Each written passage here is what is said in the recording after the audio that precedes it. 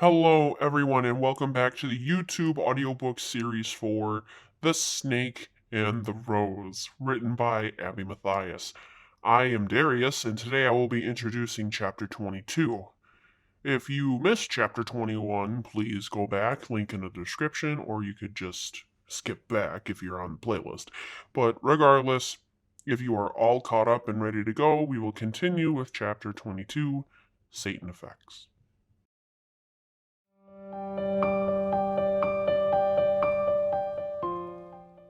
I woke up abruptly from a horrible nightmare that my brain envisioned. I would much rather not talk about it, as it frightened me extremely, and it would only heighten my stress more. I was scared so badly from it that I quickly turned on my LED lights to brighten my room as soon as I was awake again. I also checked the time as I knew it wasn't anywhere near dawn or time to wake up. So I grabbed my phone and it instantly lit up my lock screen to read 12:30 a.m. It was around the time where my body awkwardly woke up during the night, if it did at all. It wasn't every day that this happened, but it was often enough to make it a weekly occurrence. I laid my phone back down so I could look about my room and take in my surroundings to ensure I was safe within my bedroom. Everything and everyone was silent except for me. I continued to fill the air with my heavy breathing and panic. But I knew I couldn't be too loud, as my parents were sleeping in the room next to mine.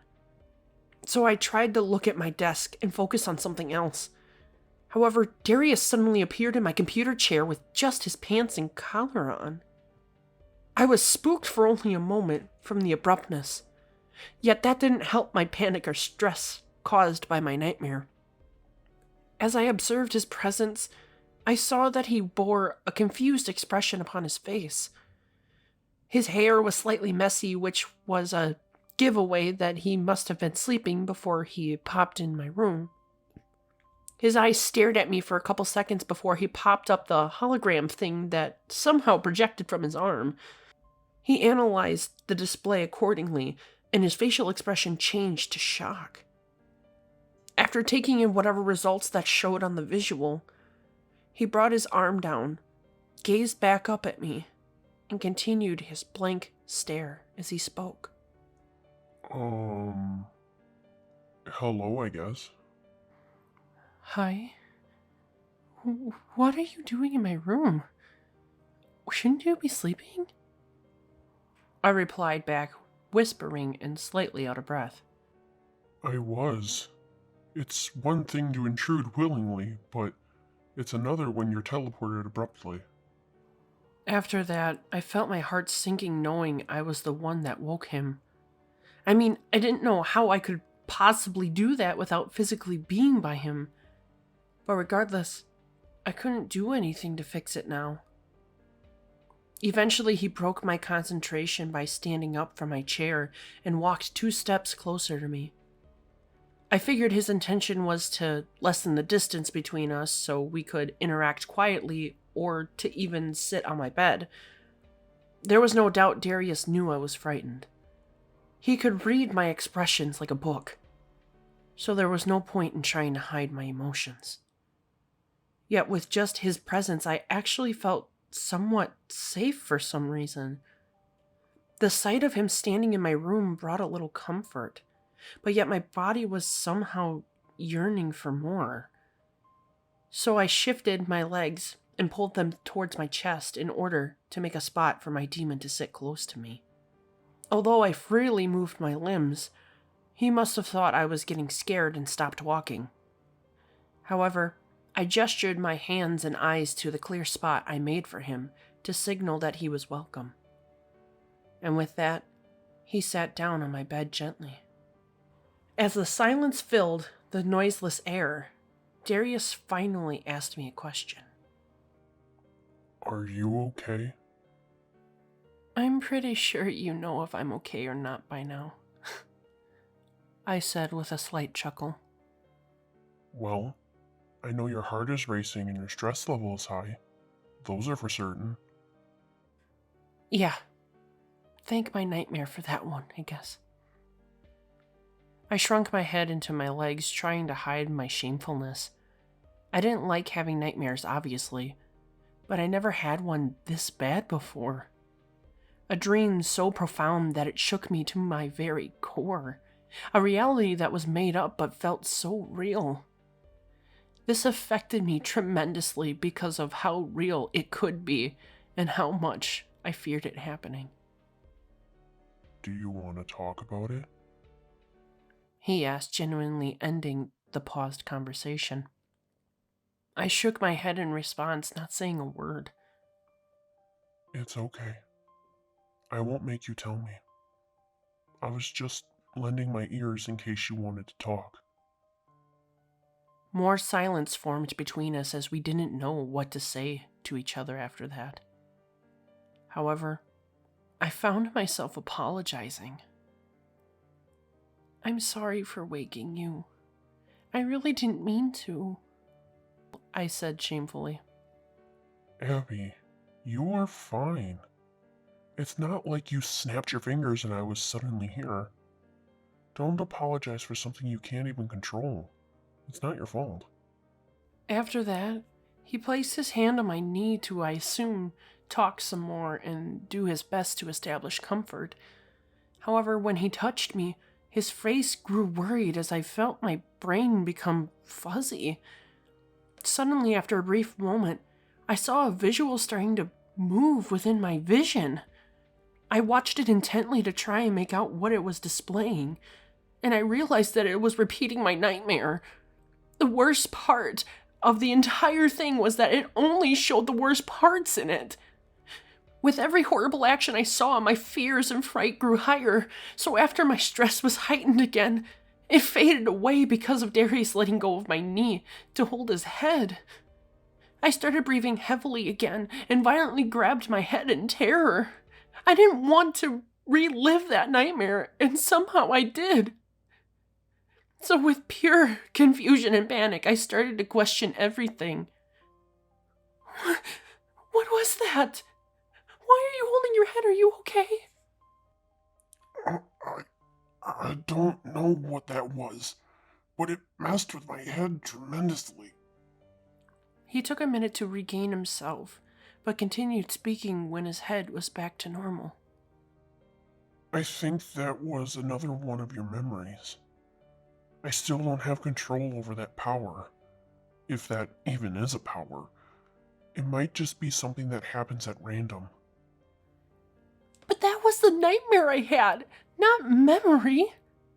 Those were the bad parts involving Chad. They're all different ways he could come after me and— Hey, he said, bringing his hand to my cheek.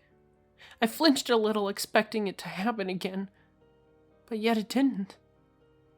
However, with him doing that, he was able to turn my head to him and make eye contact. I don't know if he was trying, but his eyes were somehow comforting to look at. I could sense his sincerity, and as I continued to gaze at him, everything started to fade away. The constant sounds of slapping and screaming, the pushing and shoving of bodies, the cutting of flesh. All of that was pushing me to the breaking point. But now, I was being held back by a protector demon I never thought I'd have in my life. Abby, you should know I would never let that boy hurt you ever again. That will only be a one-time occurrence, and it shouldn't have even happened. I'm sorry that you had to somewhat experience that dream again. I really didn't mean to do that, honest. I wasn't trying to scare you. He said with sympathy.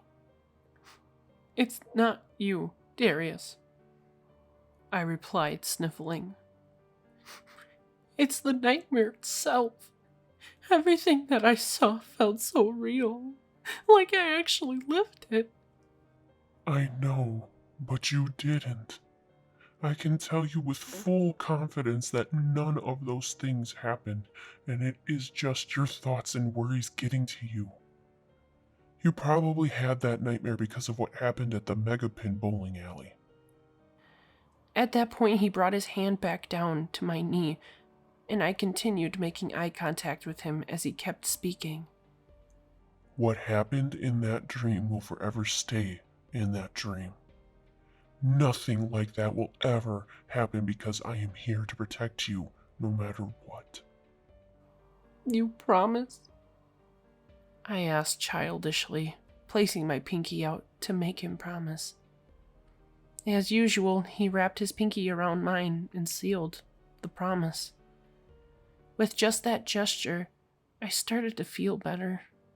I knew he was going to stay true and not break the childish deal between us. It's been a little over 3 months since he's made the protector promise to me, and he has kept it for the most part. He has done his best, and I was safe, so I couldn't complain. I mean, the only true thing at this point that affected me the most was the fact that he was a demon. I know he is nice and all, but it still freaked me out more times than not. The worry has diminished drastically since we became paired. However, the fear was still there, and I was sure he knew it was. Anyhow, after the promise, he brought his arm up and tapped his snake marking to display that hologram again. As he was analyzing it, I took the opportunity to ask him a question. I know it's late, but can you explain what that thing is? He moved his eyeballs up towards me a bit, gave a slight smile, and chuckled a bit. Sure. And he swung his arm out so I could see the display clearly.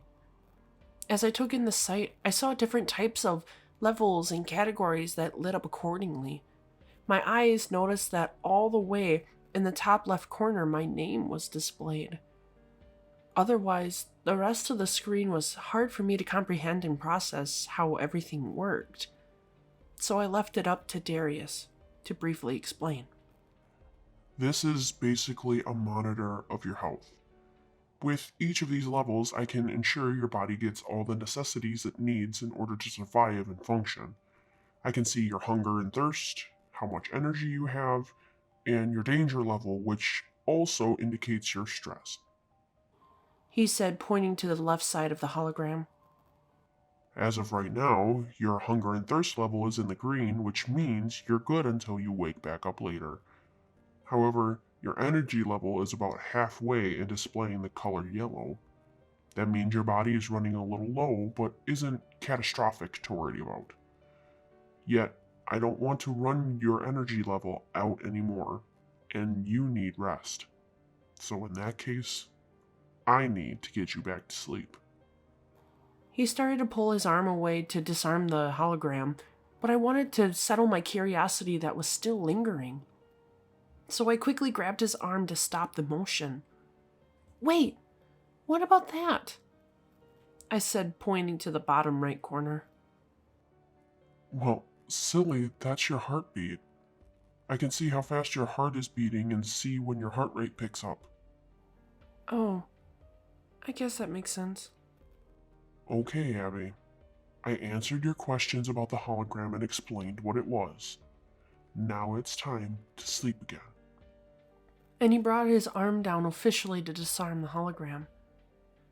After that, he started to pick up the top of my blanket and started pulling it up to my chest to tuck me back into bed. Feeling a little weird, I laid myself back down again and allowed him to cover me back up like a child. The only problem, though, was that I really wasn't feeling that tired. The hologram really did wake me up and occupy my thoughts. I also didn't want to sleep in fear of having that nightmare again. I must have thought about that a little too much because Darius vocalized himself upon the subject. You don't need to be scared to fall asleep. I'll stay up here in case you do have another nightmare again. I nodded my head nervously to accept his offer of staying. I can tell you're a little scared based on your facial expression. Would you like me to comfort you to sleep? How would you do that? I don't want any magic spells placed upon me. It makes me just as nervous. No. Nothing magical or demonic. Just a physical tactic. This was a technique I used when Damien was little and he had trouble going to sleep. I don't want to make you uncomfortable, so I figured I would ask first before I just did it. But aren't I a little old for those tricks? Wouldn't it make me look like a baby? I don't want to feel foolish. Darius's expression changed to what I think was his disbelief look. It was like he was amused but yet wanted to call me out for saying that. However, instead of saying something mean, he actually said, You are never too old to find comfort for sleep. I promise it will soothe you. Okay, if you say so. And I attempted to relax as he started taking action. He took his right hand, extended his pointer finger, and placed his fingertip on my forehead gently. He also took his sharp black nail into consideration and maneuvered his hand sideways to avoid scratching or cutting my skin. Once he felt satisfied with his hand position, he maneuvered it downward, allowing the finger pad to brush down the bridge of my nose and stopped at the tip of my nose.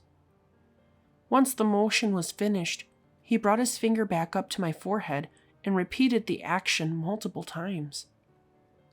As this was taking place, I started to relax while my mind became forgetful of everything. All the muscles in my body loosened, which in result eventually led to my eyes starting to close. But before doing so, I took in the final sight of Darius as he was smiling and physically looked happy. Upon his expression, I finally made an important connection. At that moment, I officially realized that Darius was actually enjoying our partnership and being with me. So as my brain soaked in that memory, my eyes closed and I welcomed the darkness as I fell back asleep. Later that morning, I was woken up by my mom coming into my room with breakfast. She made me my favorite chocolate chip pancakes with bacon and eggs on the side. Normally, she only did this when she knew there was something wrong. But I suppose my mom assumed something happened because I normally don't sleep in. That was probably what triggered her worries. But anyhow, she talked to me for a little bit, explaining her plan for the day. Dad and her were gonna leave to run a few errands and have a little date day. She already let the dogs out, so they were gonna be given a bone to occupy them for a while and allow me to relax and do whatever. I, of course, thanked her and told her that I appreciated everything she was doing. After that, she gave me a hug and kiss goodbye, and my parents were on their way. While I was in the middle of eating, I heard a soothing, deep voice humming from outside my room. I knew it wasn't my dad, and it certainly wasn't my brother, who was moved out. So I curiously decided to investigate and took my plate of food with me as I got out of bed to leave my room. The amazing humming became louder as I walked into the hallway, but it was at its loudest right outside the cosplay room. Upon that piece of information, I suddenly remembered the only possible person it could be was my demon. I stood there in shock and awe just listening to his pitch and tone. I never heard him hum before, and he had an amazing voice from what I was hearing. But I couldn't recognize the song he was humming to himself. So in order to clarify the muffled air, I decided to quietly open the door to appear inside. With the door only opening a crack, I could see Darius facing towards the window. Wait, no. I think he was actually gazing through it. The sun was shining and there was a slight breeze as I could see the tops of the trees waving their branches. However, it seemed like he was in a daze by the sight. My brain started to wonder if this was how he acted within a thinking session by himself. It seemed like he had a lot of moments where he reflected. Yet I didn't see him within his natural state like this. Regardless, the song he was humming was still a song I never heard before. It almost sounded like it could have been some sort of lullaby. That would explain why I wouldn't know it. Yet that didn't stop me from standing there stunned as I kept watching him in this state of mind. However, it was sadly short-lived when he suddenly turned around and saw me creeping in the doorway. Ugh! He said, vocalizing. He jumped back a little, but not horribly. It was more like a step back than a jump, but he still flinched in shock. Once he realized it was me, I opened the door to expose myself. How long have you been standing there? For about a minute or two. I still have breakfast in my hand, though, I replied, scooping a spoonful of eggs into my mouth. He then shook his head with a smirk on his face. What time is it, goofball? Upon his question, I dug my phone out of my pocket and said, "It's 9:30 a.m. Damn! I slept in late." After my statement, Darius proceeded to check the hologram monitors and began to let out a chuckle again. "What's so funny?" I asked. Well, based on your levels here, you have plenty of energy, and comparing your hunger bar to your plate, you're not going to finish it. Am I correct? I glanced down at my plate and seen that I did have quite a bit of food left. I also took note of the fullness my stomach was feeling in that moment. So as I started showing my agreement with him, I shoveled another spoonful of eggs into my mouth. After a brief laugh again, he put his arm down and placed his hands in his pockets. A silence rose for just a moment before I wanted to talk about what he was humming. "What were you humming earlier?" Upon my question, he began to roll his eyes as he started to speak. It's nothing. You wouldn't be interested. "Who says I wouldn't be? I just stood in the doorway for a minute listening to it." "I like your voice. Please tell me what you were humming," I pleaded. He then closed his eyes and took a deep breath before he spoke again. I was humming a song that I used to sing for my son before he went to bed. I made it up for him when he was little, so he had a comfort song for whenever he got scared or worried. At that response, my heart started to overflow with cuteness and love.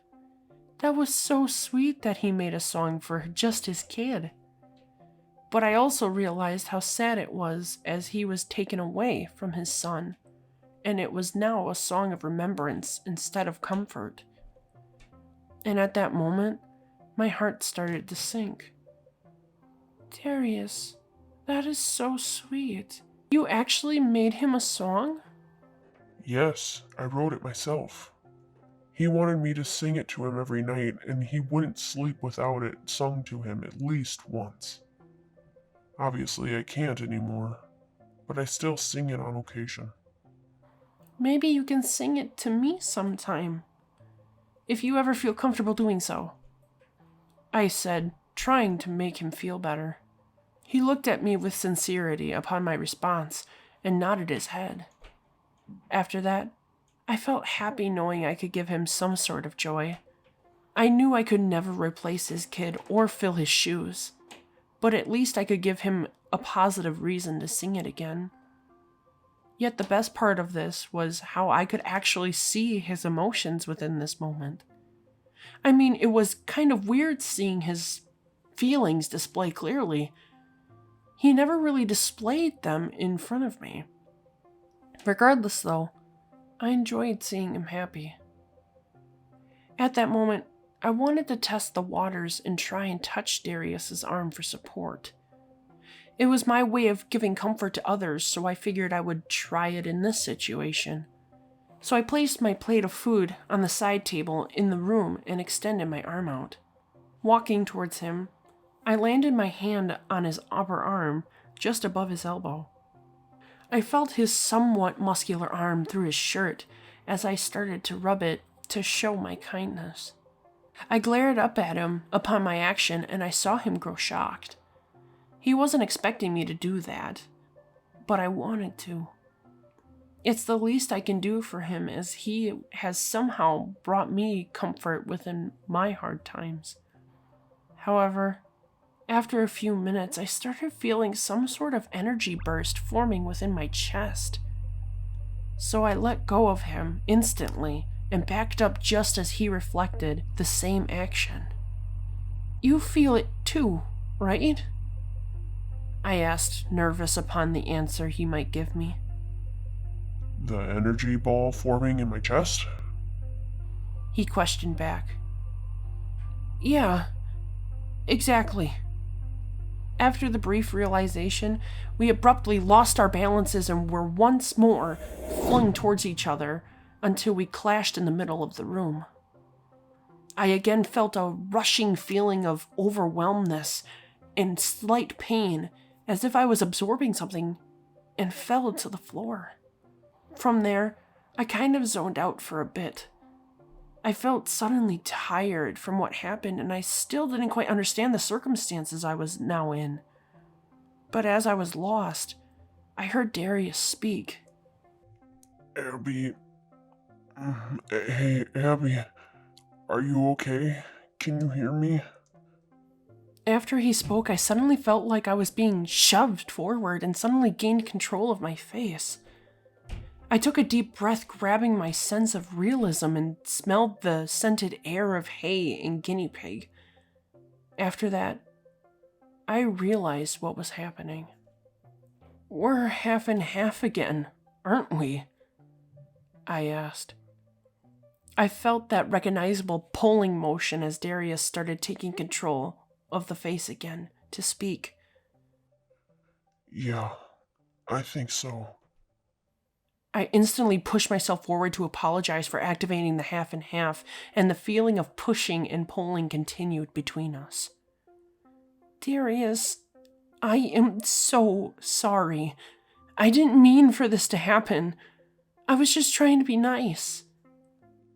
I know you were. I am not mad at you in the slightest. I just wish I had more information about this. Well, how much do you know about it? Before I say anything, can we get off the floor first? My leg, your leg, is starting to cramp and bother me. I quickly glanced and saw that my legs were bent and crushed as we were putting our weight on them. So I gave him a nod, and we worked together to get my body off the floor again. We stumbled a bit at first, as we were not used to fusing together. However, once we were stable, Darius continued explaining. I tried doing extended research on this, and the first thing I found was that it normally takes demons a long time to learn the half and half trick. Well, we already knew that from what Satan told us, but please continue. Another piece I found is that in order for it to work effectively, the demon and human have to have good communication to make the body function fully. Lastly, in order to even have access to this, the demon has to have a strong connection to the human. Wait, then why were you able to do it on the second day we were together? I'm sorry, but the bond between us was not as strong as it is now. To be honest, our bond we had still wasn't even that strong. It was probably at a medium connection if I had to rate it. However, I wasn't going to openly admit that to him. Regardless, I allowed Darius to have control of the face, to speak again. I know. I have no clue why I was able to do it so soon. That's what throws me through a loop. It's the one thing I don't understand about it. And I suppose you still don't know how to get out of it. No, I don't. I'm sorry. Darius, it's okay. To be honest, I am glad I'm fused with you rather than a different demon or even Satan. I would be freaking out more if that was the case. After that, the silence filled the room again, and Darius moved my left arm up to move the hair out of my face. Do you want to put my hair up so that it's out of our face? I asked. Could we please? He pleaded back. Of course. We just have to search for a hair tie on my desk. Then we carefully started moving our designated parts of the body to try and find a hair tie. I ended up finding one, and we messily placed my hair up in a bun. I will say that this was probably good practice for the communication part of this half and half. Because I couldn't feel the other half of my body, I couldn't feel where my arm was in correlation to the other. But anyway, we managed to successfully get the hair up, and he thanked me for the cooperation.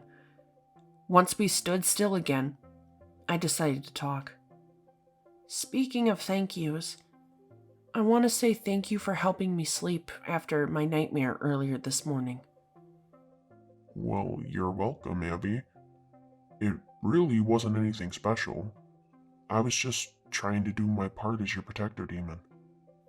After he said that, my heart started to sink a little.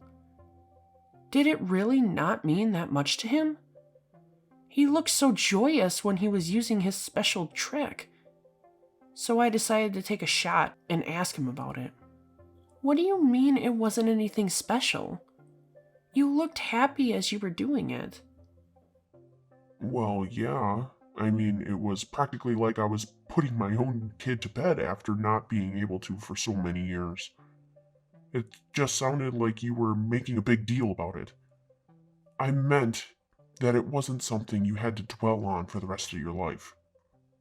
Oh. Okay. I won't. And we both fell silent. After that conversation, we both ended up jumping back as we heard a loud bang from within the room. When we turned ourselves to face the loud crash, we found Satan standing in front of the window. He ended up sighing at the sight of us and vocalized his frustration. All right, kid. Where the hell is your demon? How is he not here with you? Darius then immediately pushed me out of control and spoke to me quickly within the head. Based on his response, he doesn't know we're fused. So I'm going to ask you kindly to try and play along with me. Try and act like I am in full control of your body. As I agreed with what he told me, he spoke to Satan to not keep him waiting. I am him, you dick! He said, somehow mimicking my voice. What are you doing here? I told you I would be checking back in with you soon. Here I am. Why do you need to check on me up here? Couldn't you wait until she falls asleep later tonight? It is nighttime, you idiot. Why do you think I came up here? I meant human nighttime, asshole. I don't care about human time. I can come when I want, and this is when I decided to do so. Stop arguing with me about it. I felt the anger rise within my body as Darius grew more aggressive towards him. I didn't say anything like he told me to, but I figured it was best for me not to either. How are you doing with your human? Satan asked. Why does it matter to you? You don't work with her directly. That is between her and I, not you. At that moment, we saw Satan get mad as he continued with his angry retort. Why does every fucking conversation we have end with fighting? When are you gonna just comply to your ruler and maker? To answer your question, it's never. And then another thing, the last time you got involved with Abby, you ended up beating her without a good reason. You don't need to involve her. This involves us, demons, not humans. After Darius's response, he started to expose his echoey laugh as if he found that statement funny. That kind of made me upset, for it showed he didn't really value my life. Unfortunately, though, the next sentence he spoke scared me out of my mind. Yeah, right. Says the demon who is currently involving his human right now as we speak. I felt Darius grow shocked as that sentence came out of his mouth, along with myself. I didn't quite understand how he knew we were together, but yet I figured we were gonna find out quickly how. What the hell are you talking about? I am stuck in her body again, Darius said, trying to lie. Darius, the one thing your brain doesn't seem to comprehend is that your eyes give you away. You're somehow half and half with her again, so knock it off. I started getting scared as he started to yell, so I decided to speak out in the head. Darius, stop lying to him, please. He's scaring me. Just get him out of here sooner rather than later. Comply with him. Darius then sighed in defeat and stared at Satan intently.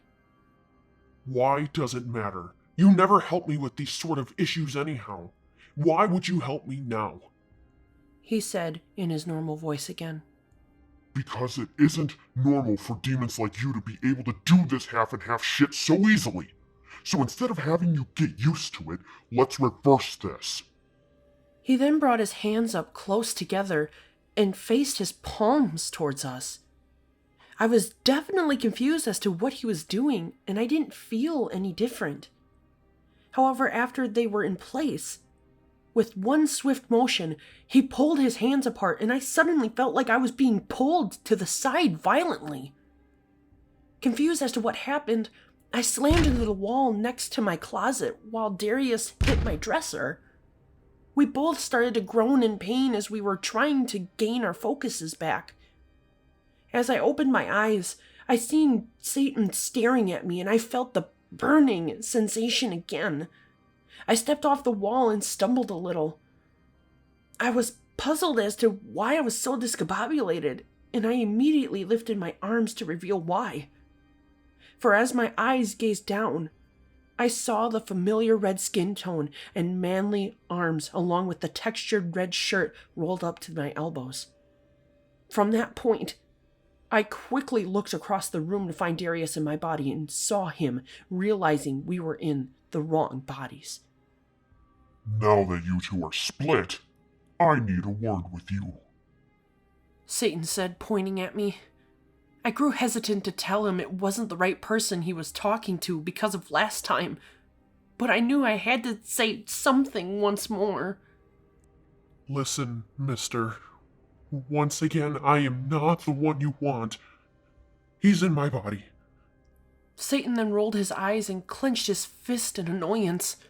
However, a smirk appeared on his face after a second.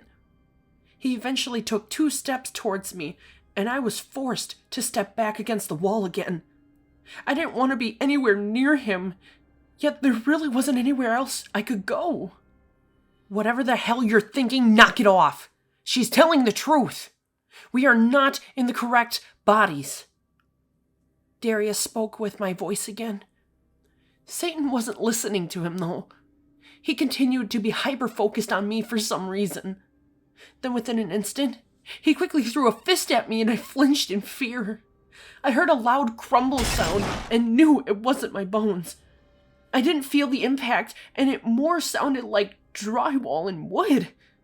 So I hesitantly opened my eyes back up to find that he punched a hole in the wall right next to my head.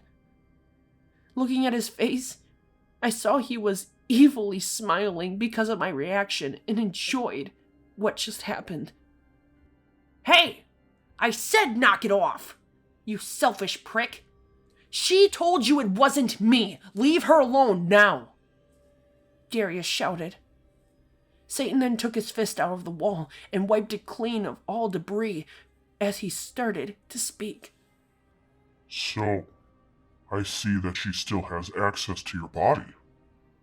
After that statement, he turned himself around to face Darius. Yes, she does. It's whatever. I don't mind for now. She'll get her own body eventually, like you said. This is not fine, Darius. Quit kidding yourself. He snarled. This whole thing right here is ending today. At that moment, I felt the fright rise within my body as I nervously started to clench my teeth. How was this going to end? Was he going to kill me or Darius? What was he planning? And how do you suppose we fix this? I can't just give her a demon body, and I am certainly not letting you lay a finger on her.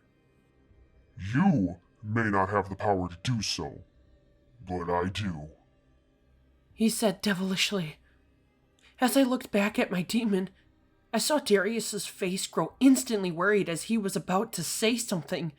However, before he could, Satan snapped his fingers and Darius lost consciousness while my body slammed to the floor.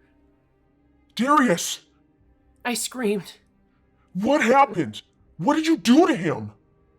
The same thing I'm gonna do to you in a minute. I quickly looked back at my body after his threat, and I saw it starting to glow red. The glow got brighter as it began to rise out of my body and formed into a being. But not just any being. A human ghost. I found myself dumbfounded and staring at a man who appeared like a phantom. He was glowing from head to toe, as it was hard to truly identify the color of his skin and clothing. All I saw was red. But because of my degree in graphics, I was able to differentiate the different shades of red to identify them as actual colors. He wore what appeared to be a black vest with a red button-down shirt and black formal pants. He had hair just like Darius and had a strong jawline. He also had glasses that displayed his piercing blue eyes as they were looking straight at me. His face bore an expression of worry as he finally glanced down at himself. He examined the way his arms looked and patted his chest as he started breathing heavily. Once he was worried enough, he quickly brought his head up to face me and called my name in an echoey voice. Abby? Upon his call, I grew terrified at what I was looking at. It was almost too impossible to be true. Was I somehow staring at Darius before he became a demon? And if that was so, how was I able to see that? Yet more importantly, I remembered Satan telling me that he was going to do the same thing to me. So with that in mind, I started to panic. No, please, don't turn me into whatever that is. I just want my body back and to be myself again. I pleaded. Regardless of my begging, he lifted one arm to me and the other to the glowing phantom. As he did that, I suddenly felt a strong force grab a hold of something within my chest. However, before I knew what was happening, I felt the force fling me forward. I felt unbalanced again as I suddenly slammed into the wall on the opposite side of the room.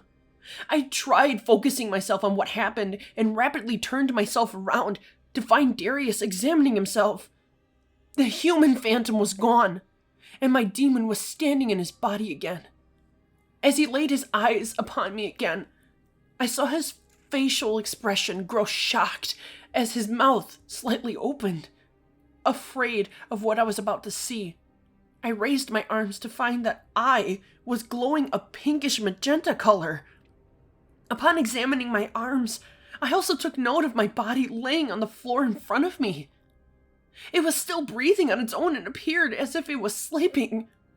So thinking upon my feet, I decided to rapidly bend down and touch my body to hopefully become a somebody again. Oh no, you don't. Satan said aggressively as I started acting upon my thoughts. Before I could even get close to my target, I seen shackles clamp onto my wrists as they suddenly jerked me away from my body. The chains were somehow stationed on my ceiling and shortened themselves in order to have me dangle off the ground. I looked at the ceiling and back at the ground to see the distance and realized that I was left helplessly hanging by my wrists. As the shackles rubbed against my skin, I could feel the strain in my arms as gravity pulled my body weight down. Once I knew I was disabled, I gazed at Darius, horrified, and saw the anger flowing out of him. What the hell are you doing to her? He yelled, getting up in Satan's face. Fixing this problem to ensure she can't possess your body anymore, so get out of my face! And he slammed Darius back into the wall with his power. He struggled to step off the wall as he was trying to fight his force. However, that didn't stop him from vocalizing. What problem are you talking about? Everything was fine before you came along. No, it wasn't. He yelled with his echoey voice. I should be able to tell by your eye color if you two switch with each other or not. But for some reason, they stay the same with the original body. So like I said earlier, we are fixing that right now. You can't do anything to her, remember? She's a human. She has a pure soul. This isn't her purified soul. After that, Darius and I looked at him as we were stunned by his words. Then what the hell am I? What did you do to me? I asked, worried with the same echoey voice. This is what's called a demon spirit. Your protector demon has one because of him selling his soul to me. And now you have one as well. What do you mean she has a demon spirit? She's religious and doesn't worship you. How could she have one? Because of you. When you were paired with her, she automatically obtained it, so she can live in the demon world whenever you two switch. How else do you think she can possess your body? This is where I can truly manipulate and control demonic beings. This is why I am forcing her to stay in this form. Since Abby doesn't have a demon body yet, I am going to make her one in order to tell the difference between you two. This will eliminate her from controlling your body. What? No! I don't want a demon body! I'm not a demon! I cried. I could feel the tears starting to swell within my eye sockets as I felt my panic rise. I didn't want to be manipulated by anyone, especially by the hands of the devil himself. I struggled to yank the chains from the ceiling and set myself free. The only result I found was the feeling of my muscles and tendons stretching and hurting within my arms. I couldn't do anything except allow tears to start rolling down my face as I seen Darius attempting to set himself free again. As I was helplessly watching, I could only see the worry in his eyes. Yet after a brief moment, I saw Satan move himself in front of me. Oh, Abby, no more tears. This will only hurt a lot, he said, bringing his hand to my face. However, I was so scared and unamused that I ended up kicking him in the stomach with my feet. After that, he grew angry at my defiance and wound his arm back to slap me. Stop! Darius shouted. And the next thing I knew, Darius somehow projected a force field around me that blocked his violence. Because of his slow reaction, he ended up hurting himself against the force field because of the amount of force he used. Yet after he regained himself, Satan became enraged and turned abruptly to Darius. Satan ended up forcing his foe off the wall, twisted his arms behind his back to the point of extreme pain, and slammed him back into the sidewall to pin him once more to make him just as helpless as I was. Now that you can't use your force field, the transformation process can start now. Satan exclaimed. Brutus, teleport my demon casting book to me. Right away, sir. A random voice announced. Then within a span of a few seconds, a book appeared in front of my enemy, and he opened it to the exact page that he needed. I began struggling a final time trying to break the shackles around my wrists. I heard grunting coming from across the room and knew it was Darius trying to do the same thing. We were both desperately attempting to stop this insane madness that Satan was about to inflict upon me. As the strife continued, Satan started to speak in another language that I had never heard in my life.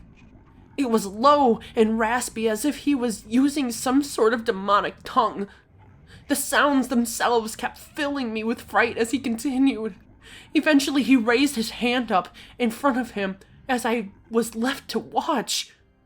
Some sort of blue mist accumulated and flowed out of his fingertips as it began to swirl around his hand.